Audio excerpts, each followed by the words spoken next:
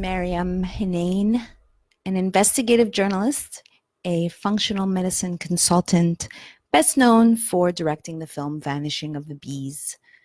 So Google, in specific, is a drug company.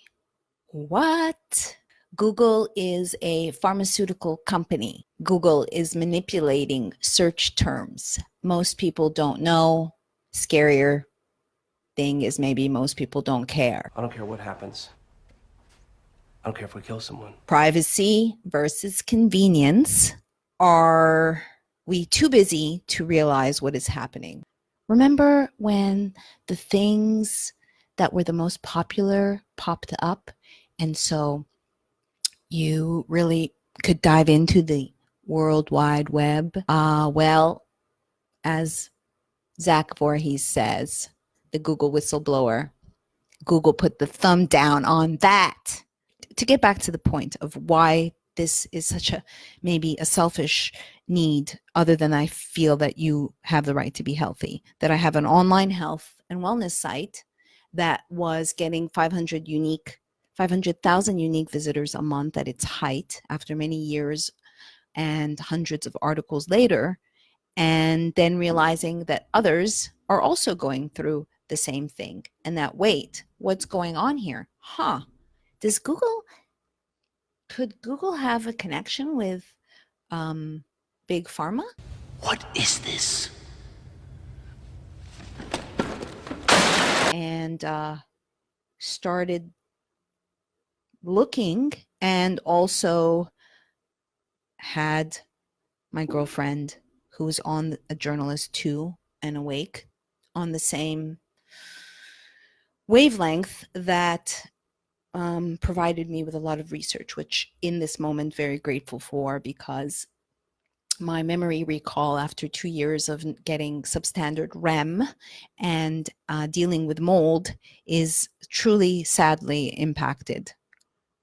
If you are driven to share the truth and you are offering content and products that are alternative to big pharma, and then you find out that the biggest search engine on the planet is boosting BS medical info and burying natural remedies or articles. So words that we ranked with hard work, sometimes top 3 keywords, we've been deranked. Unless you put honeycolony.com, the article won't come up. We've written a great article on mitochondrial dysfunction. You might never see it.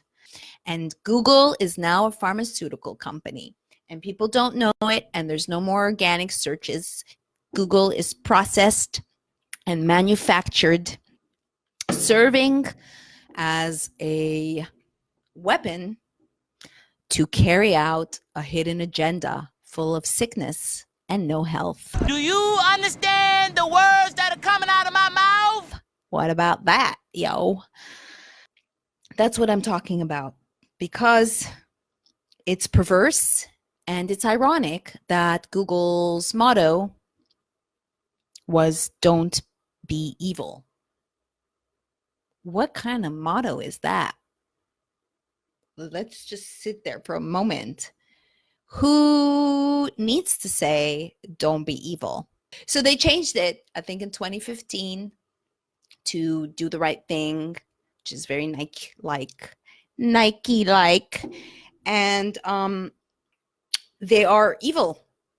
That's why, I defended Roseanne and I defended Alex, because they were poster children for what was coming. And it wasn't ever about them per se.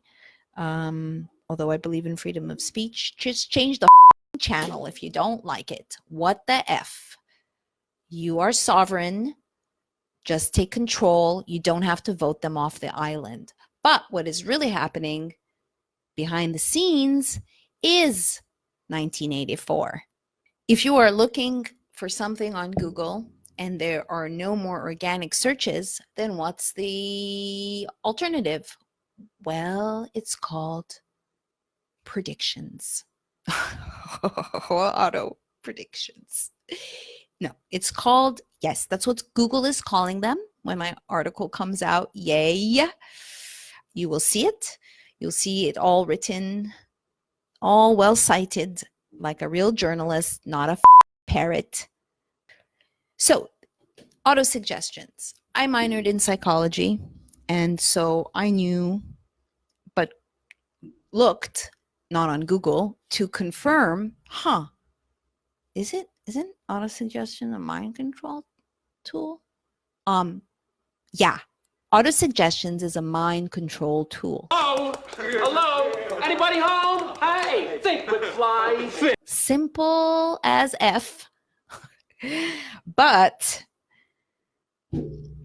arguably very, very powerful.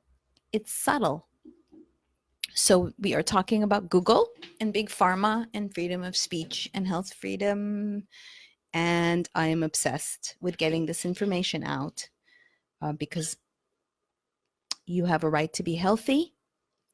I have a right to run a business empowering people to be healthy. And I want to have the right to be able to speak freely. And so many of us who are finding ourselves self-censoring.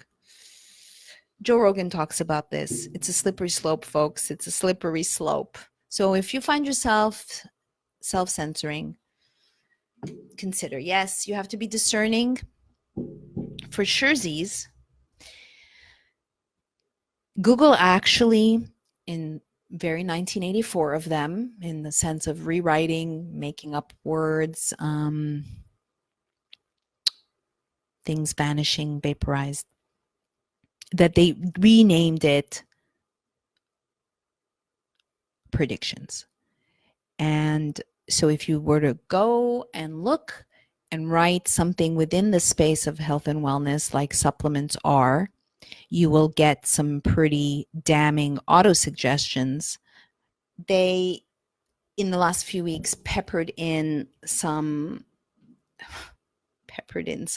more positive. Such a bunch of BS. I feel that after speaking with Zach, that I am more hopeful, and that I realize that I've been so in the thick of it that I've become cynical, because I've been studying the food supply for 15 years. And now that the content that we're putting together can't get out,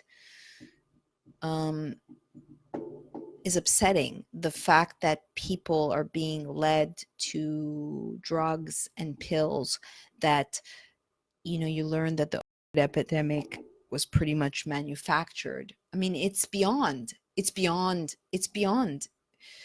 What is more important than your health?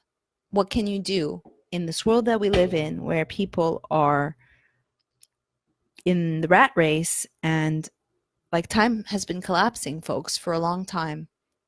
I've been saying that since 2007, when I started making Vanishing of the Bees. And so now everyone's playing catch up and overloaded, disconnected from nature, and totally dependent. Well, at least the big swath of people that I know are dependent on their phones. Who told you you can eat my cookies? And or work in front of the computer. And that is part of techno-fascism, that over-reliance on getting information from technology.